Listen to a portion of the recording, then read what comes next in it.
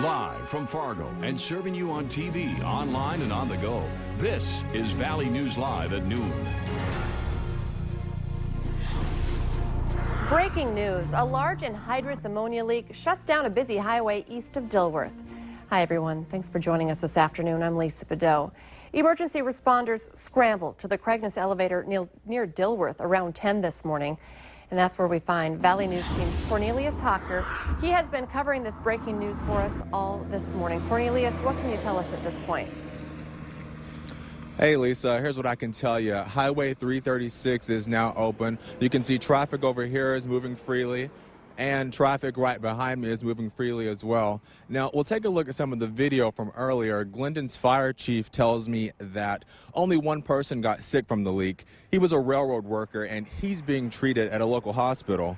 The fire chief says faulty parts are to blame for the leak from the tanks, and that a leak like this is very uncommon. Again, Highway 336, it is now back open. Only one person was injured. It was a railroad worker. And Glendon's fire chief says that a leak like this is very uncommon, and he's blaming it on faulty parts. That's all the information we have now. So, Lisa, back to you. Thank you for covering this breaking news for us. Cornelius Hawker reporting live.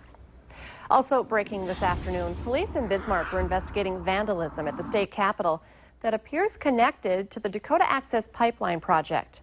Two people were seen on security video last night pouring motor oil on Capitol grounds and placing a sign that says, quote, "You can't drink oil." The oil was spilled on doors, sidewalks, and the limestone walls of the Capitol. Also breaking, a suspect in a domestic assault case is in jail after a chase through the MSU Moorhead campus this morning. Police responded to 19th Street South around 8:30 a.m. after a woman called 911 to report the assault. When police arrived, the suspect took off, hopped a fence, and ran through the football and baseball fields. A police canine was brought in because officers say the suspect had weapons, gang connections, and was not listening to commands. Police identify the suspect as 30-year-old Miguel Garcia. He's expected to face domestic assault, fleeing police, and other charges. New information now on a Halloween night standoff that locked down a South Moorhead neighborhood. Police tell Valley News Live that charges are being filed against two brothers. Hector Antonal Flores was wanted on an attempted murder warrant. Hector Lionel Flores was wanted on a drug warrant. Police say that's what precipitated the 4-hour-long standoff yesterday in the 1900 block of 6th Street South.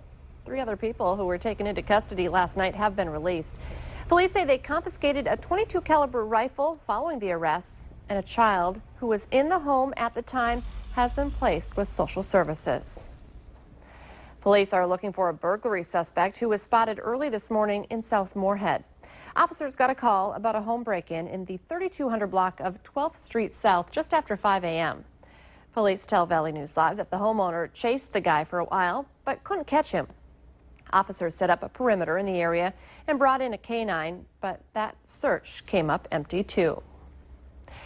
November is starting off on a mild note, even if it's not as warm as October started.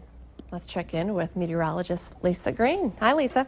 Good afternoon. Well, you already saw the temperatures there. We are on the nice stretch here, continuing today, maybe not quite seeing the 70-degree reading that we had yesterday in Fargo, but on our way up to some milder temperatures this afternoon. 48 currently in Fargo. That's around our average high this time of year, and 50 in Grand Forks. We're looking at some 50s on the way for this afternoon. You can see on our visible satellite picture over the last couple of hours, we still have quite a few clouds in and around the valley, but there are some breaks in those clouds, and hopefully we'll get to see some more sunshine throughout the afternoon hours. Also expect a little bit of light wind, so not as breezy as we were experiencing yesterday.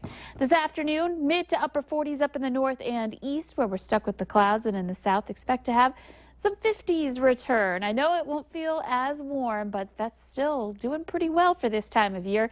More on that forecast for the rest of the week ahead in a few minutes. Thank you, Lisa.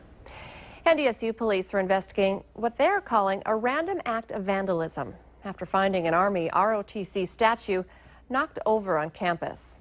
Police believe someone pushed over the memorial just outside the Benson Bunker Fieldhouse sometime between midnight and 8 Sunday morning. If you know anything about this vandalism, you should give NDSU police a call at 231-8998. A Grand Forks man is facing a number of charges after police say he crashed a car overnight and injured 4 people, including himself. Police were called out to the 900 block of Walnut Street just before 10:30 last night. Officers say 19-year-old Elliot Blue lost control of his car and hit a parked SUV. He's facing charges of reckless endangerment, possession of marijuana, and possession of drug paraphernalia. Police say he also had 2 active warrants in the Grand Forks area. Developing this noon, police are investigating a report of a man whose 2 daughters say a homeowner answered his door naked while they were out trick-or-treating in Park Rapids, Minnesota. The incident allegedly happened about 6:30 last night on Riverside Avenue. The father, who called Valley News Live, says his wife was with the girls at the time and that when the girls saw the man, they screamed and ran away. The Green Light a Vet campaign is off and running again as we approach Veterans Day on November 11th. People are encouraged to switch light bulbs at home to green to show their support. The idea is to switch on the green bulb starting tonight and keep it glowing through Veterans Day. Organizers pick green because the color symbolizes hope, renewal, and well-being.